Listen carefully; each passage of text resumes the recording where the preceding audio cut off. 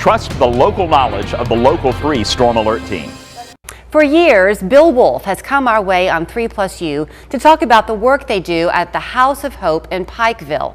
Bill is a minister at Lee Station Baptist Church, and several years ago, his congregation received an anonymous donation of a house, and they turned it into a source of help, healing, and hope that has touched hundreds of people in the Sequatchie Valley. Well, now Bill is the one who could use a kind hand turned his way. Last October, his grandson, Canaan George, was born with a rare immunodeficiency condition, and sadly, after months of fighting, the family lost Canaan this past May. But they have not lost their determination that his life, though short, will continue to spread love through a playground called Canaan's Land. Bill joins us this morning. Good to see you. Good to see you, Julie. I had to give a bit of the backstory because I think it's important. Typically when you're here talking about ways that people can come and join you in helping others. Yes, ma'am. They're still going to be helping others. Oh, yes, ma'am. But yes. This one touches your heart. Yes, ma'am. Canaan was a joy in our lives for such a short time, but people that got to know him loved him, and we're going to keep his memory alive and do this great playground for the children of our area.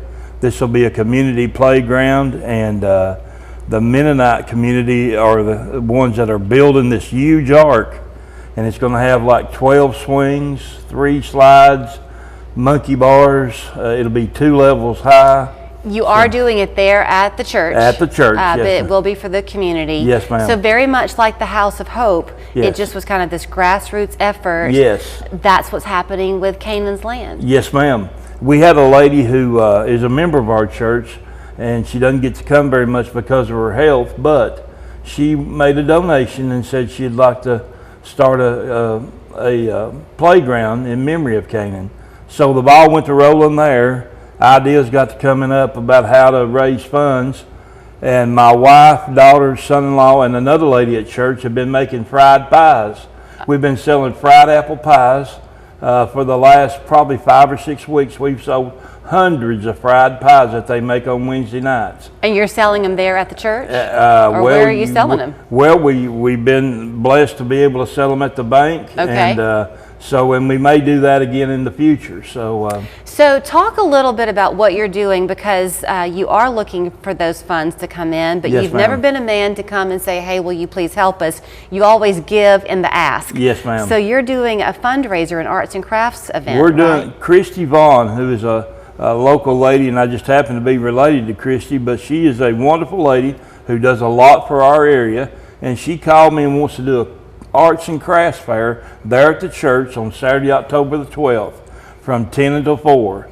So you can reach out on the Canaan's Land Facebook page and get in touch with Christy if you'd like to set up, and it's going to be a great day. Will you be selling those apple pies? We'll be selling those apple pies right there that day, along with other goodies that my wife and daughter makes. There's a lot of talent there in your area. Oh, so goodness. It's a great time to do a little yes. Fall decorating shopping or Christmas shopping. Yes, or just come out and have a good snack right there with all the goodies that they'll be selling that day. You shared with me before we got on the air that after you lost Canaan, just a few weeks, I think, later, somebody else in your community lost an infant as well. Yes, Lindy and Alex lost their baby to cancer, and we've gotten close to this couple, and Lindy is selling tickets. She's a photographer, so she's selling a photo session, and she's raising money for us that way. And we want to remember Eli also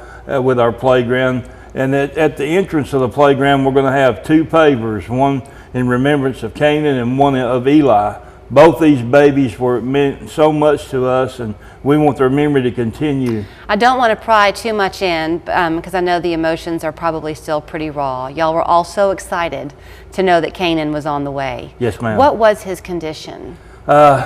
It's a rare genetic disorder, and when we first began to learn about his disorder, he could have been a dwarf, had no hair, had GI problems.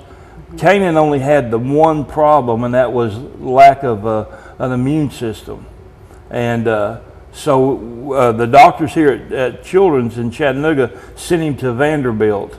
and they see this case. It's very rare, but we did get to meet a little girl who had this same thing. So at 4 months old, they done a bone marrow transplant. To do that, they had to give him chemo, and the chemo is what destroyed his liver, and that's the part that he couldn't overcome. So he was at Vanderbilt for about 3 months. Well, and your daughter and son-in-law are coping? They're doing, as well as can be expected. They are in the process of seeing a genetic specialist here in Chattanooga about in vitro fertilization. So they are it's very promising for them to be able to have a child that'll be without this condition. Well, and the other thing that's very important is to honor Canaan. Yes, ma'am. Because he did touch so many people. As y'all were going through this journey with him, so many people were walking it right along with you. Yes, ma'am. We were comforted throughout. It was amazing how all the people in other countries reached out and said, "We're praying for y'all."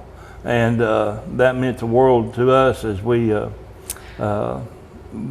were there with Canaan in Nashville. Well, maybe you'll be one of the first ones to slide down that slide. I hope so. Yeah. When the playground gets built. So all you have to do, if you can clear your calendar for October 12th, please go and be part of this really joy-filled community up there at Lee Station Baptist Church. Find out if the fried pies are as good as Bill is promising. Yes. You can follow them on Facebook on the Canaan's Land page. You can also just reach out to them at the church there, Lee Station Baptist Church in Pikeville. And if you can't make it and you'd still like to help in their efforts, they would love to hear what you have in mind. Amen. Good talking to you, Bill. Thank you, Julie. Appreciate it.